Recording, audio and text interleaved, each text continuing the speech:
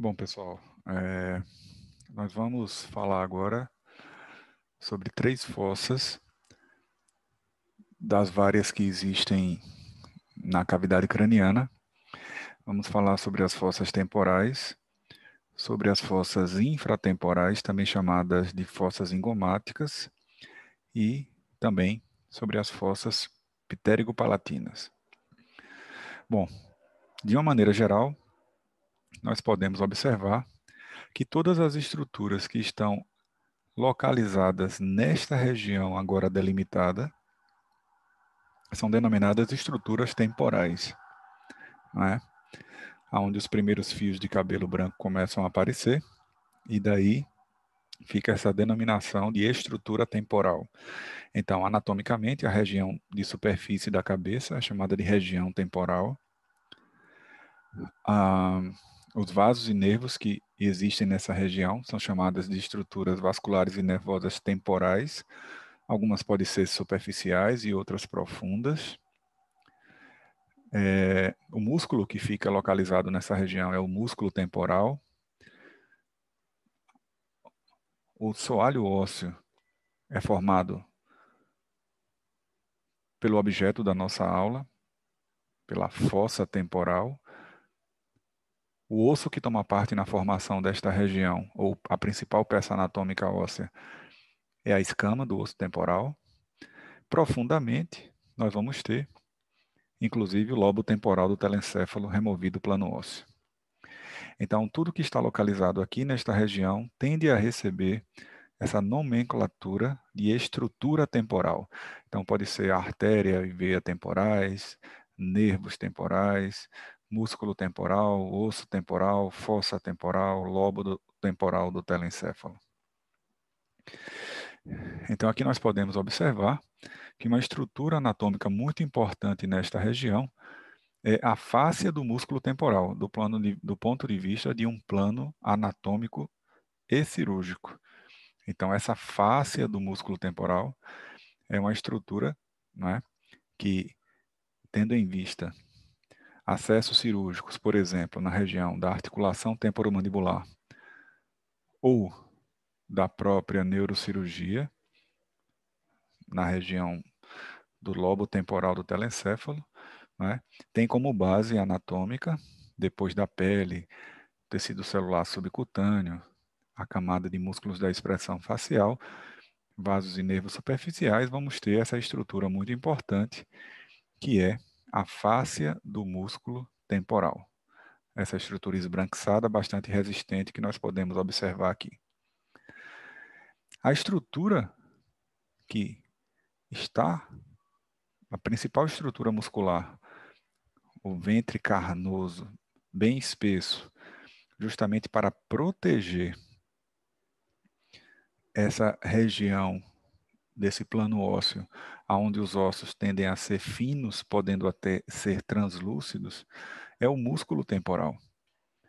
Então, aqui nós estamos observando o músculo temporal do lado esquerdo e do lado direito esse músculo temporal e algumas outras estruturas que estão contidas nessa região da fossa temporal, como nervos sensitivos e motores, né, auriculotemporais, nervos como é o caso da divisão mais cranial, frontal, do nervo facial, e vasos e nervos temporais profundos também.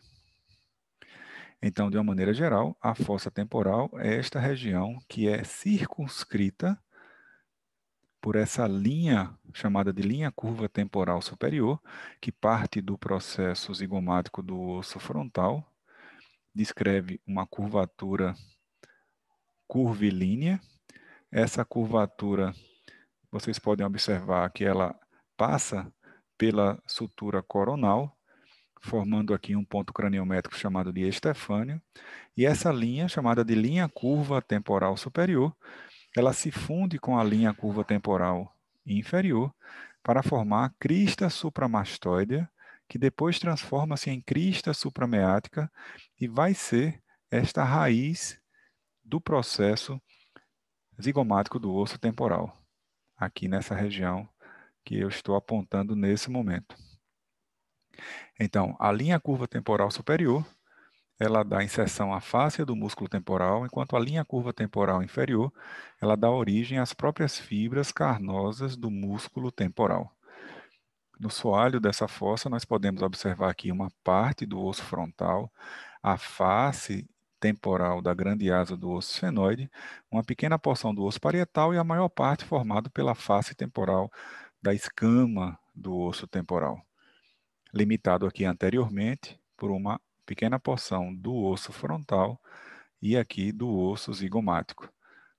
Do ponto de vista de profundidade, encontramos aqui as suturas que rodeiam a grande asa do osso esfenoide, a sutura esfenofrontal, a esfenozigomática, a esfenoparietal, que pode existir ou não, a esfenoescamosa, aqui a região do pitério, né, onde nós temos aqui o encontro da sutura esfenoparietal com a sutura escamosa, e aqui atrás nós temos a sutura escamosa e posteriormente a ela a sutura parietomastoide. Aqui o ponto craniométrico que é o pitério, e aqui já um pouco fora da fossa temporal nós vamos ter a presença do astério.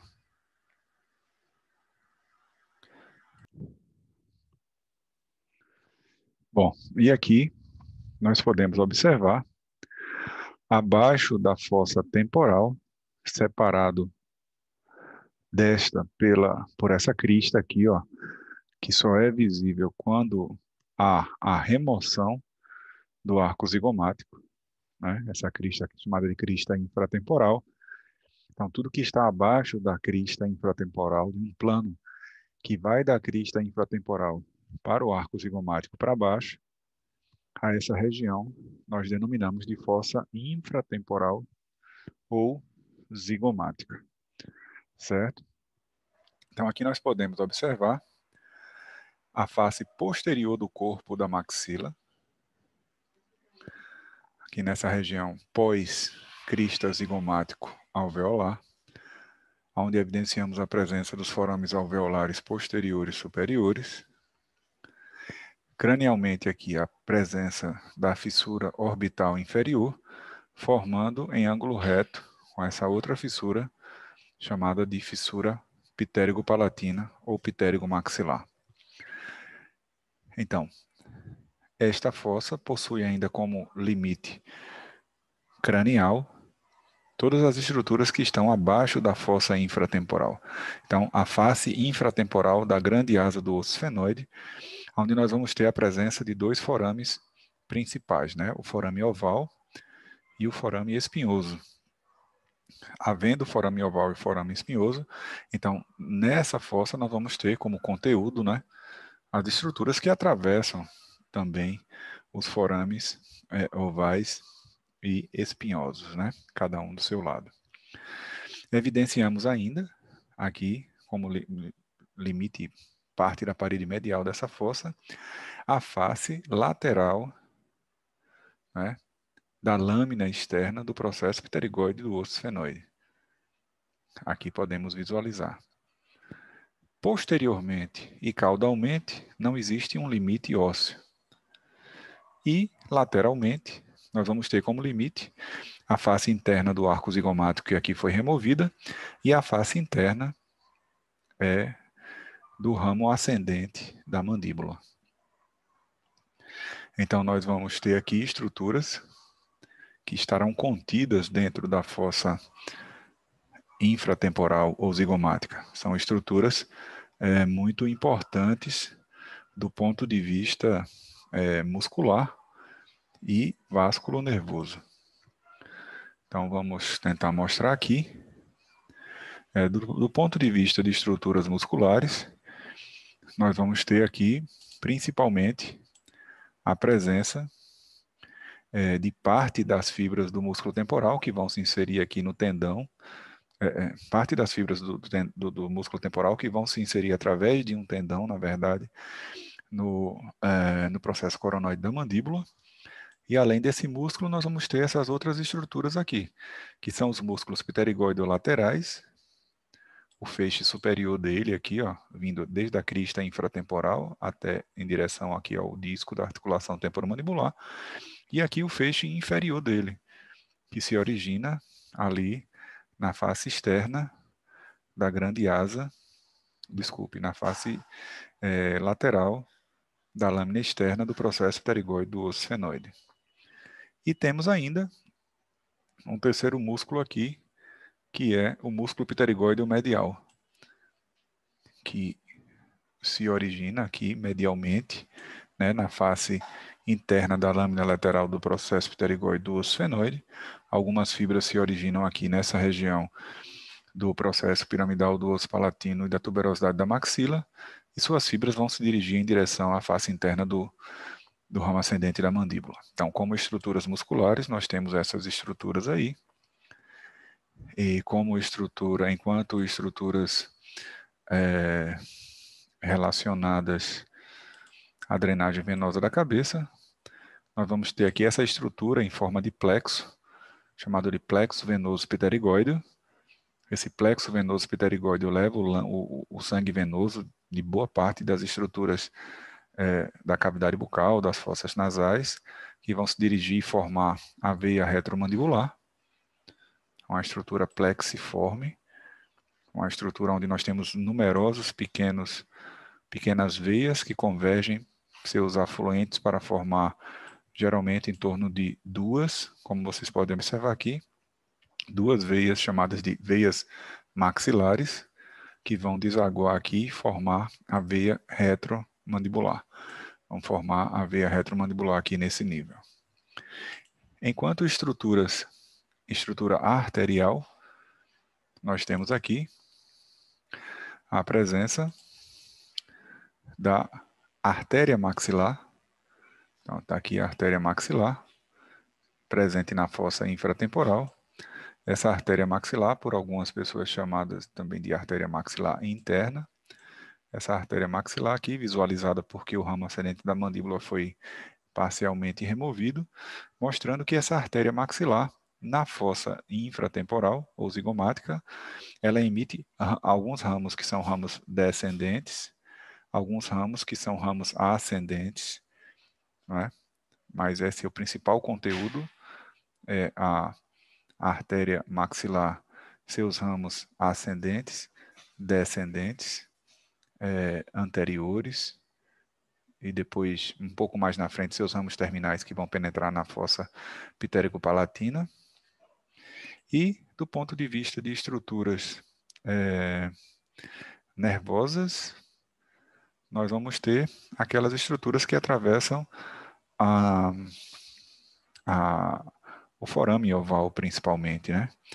Que são basicamente o nervo mandibular. Então, as estruturas que saem do crânio através do forame oval, como vocês podem visualizar aqui, essas estruturas, elas vão estar aqui presentes na fossa infratemporal. Então, o nervo mandibular, né, com seus ramos, aqui nesta região da fossa infratemporal ou zigomática.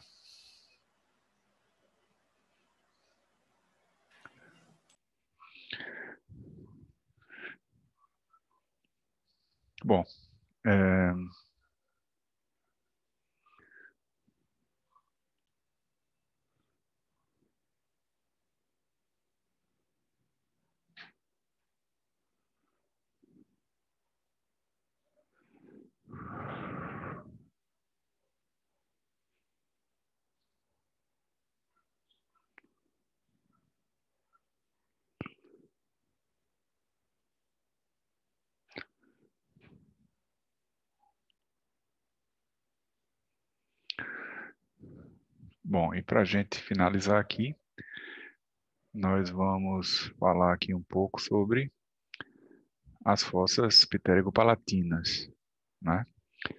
A fossa pitérico-palatina são essas cavidades que possuem a forma de uma pirâmide invertida, né?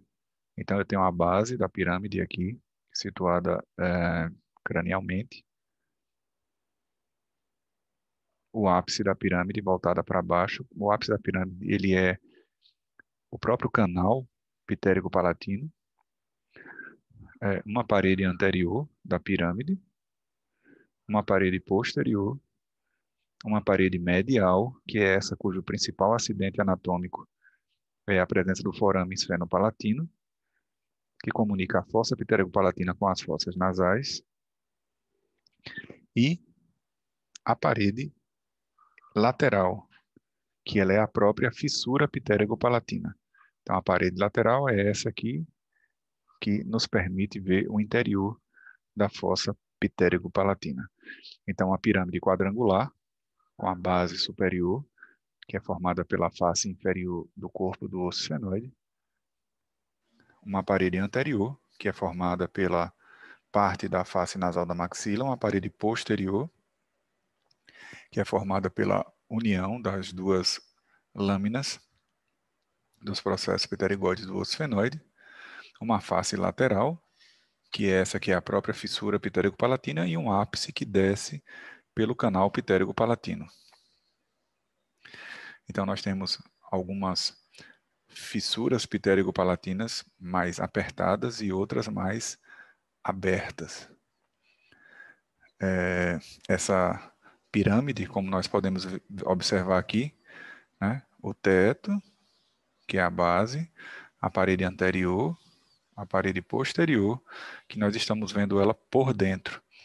Então, o ápice dessa pirâmide é o canal pterego-palatino. Aqui eu tenho no osso palatino o sulco pterego-palatino, esse mesmo sulco eu tenho aqui na maxila, e eu tenho também na face anterior do processo pterigóide do osso esfenoide. A junção dessas três estruturas formam o canal pterego-palatino, que é o ápice da nossa pirâmide quadrangular. A face posterior a parede posterior, melhor falando, da fossa pterego-palatina é a face pterego-palatina da grande asa do osso esfenoide, onde nós vamos evidenciar a presença de três forames: o forame do canal redondo, o forame vidiano, o forame do canal vidiano, e aqui o osso palatino não está articulado aqui com a face inferior do corpo do osso esfenoide, mas se tivesse, nós teríamos aqui o canal faríngeo. Nós teríamos aqui o canal faríngeo. Observem aqui, ó, o sulco pterego-palatino, que quando articulado com a lâmina vertical do palatino e com a face nasal da maxila, vai se transformar em canal pterego-palatino, que é tão somente o ápice da nossa pirâmide. Então, uma dica, né? Porque como nós temos aqui os canais, o forame dos canais, o que é que vai ter dentro dessa fossa pterego-palatina? O nervo maxilar, que vai sair aqui do crânio pelo canal redondo, o nervo vidiano e o gânglio de Meckel, que vão sair aqui pelo forame do canal vidiano, e o nervo faríngeo, que vai estar aqui na região do canal faríngeo.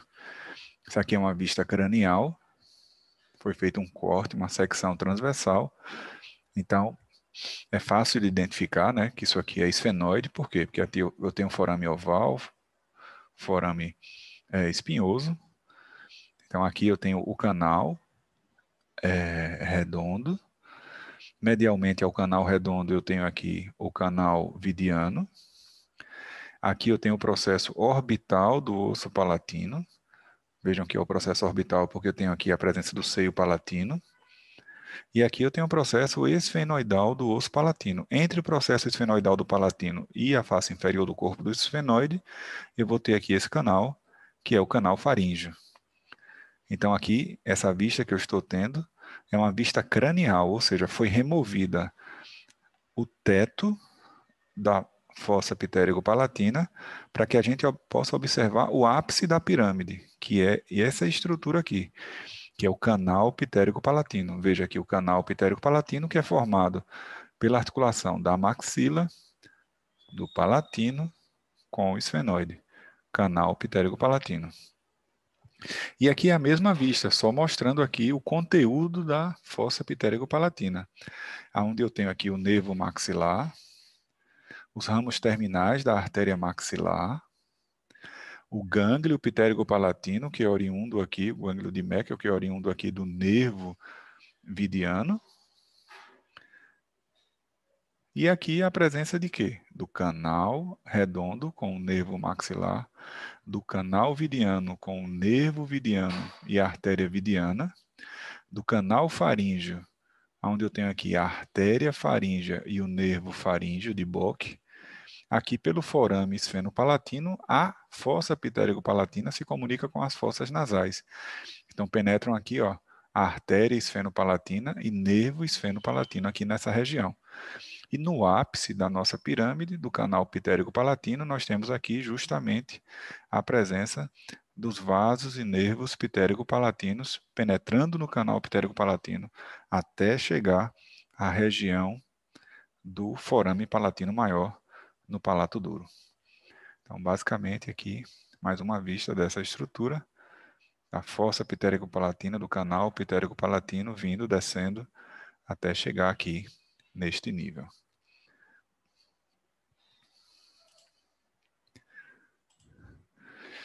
Só para mostrar aqui, né, que nessa região,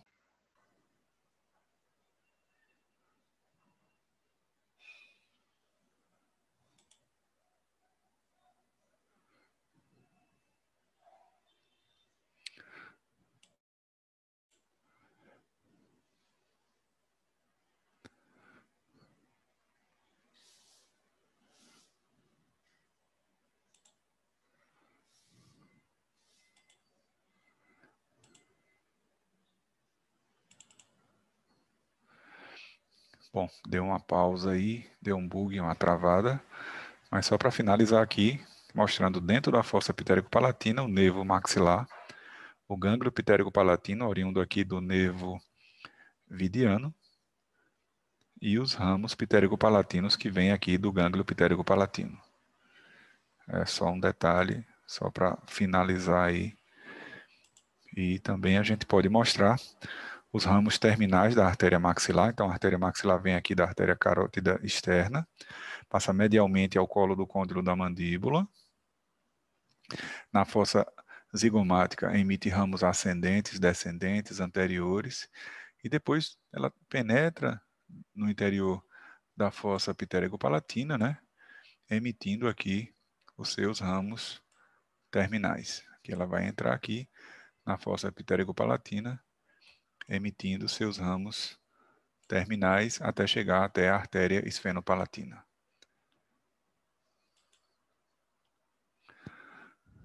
Bom, pessoal, basicamente era isso que eu tinha para falar.